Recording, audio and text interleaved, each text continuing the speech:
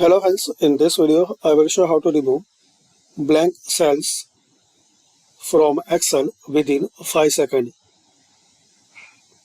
So guys, if you want to remove all blank rows in Excel worksheet, so you can follow these steps.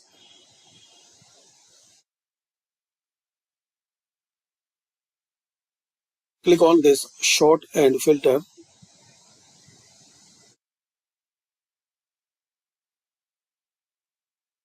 Click on this find and select. Then click on go to special.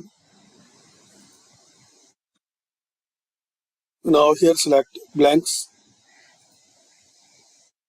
Then click on OK. Now you will see all blank cells are selected. Right click on any blank cell and here you can delete.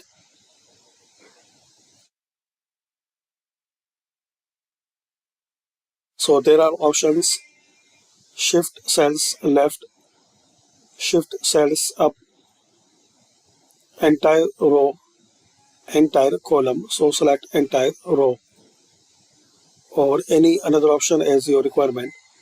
Then click on OK. We can see now all blank cells are deleted.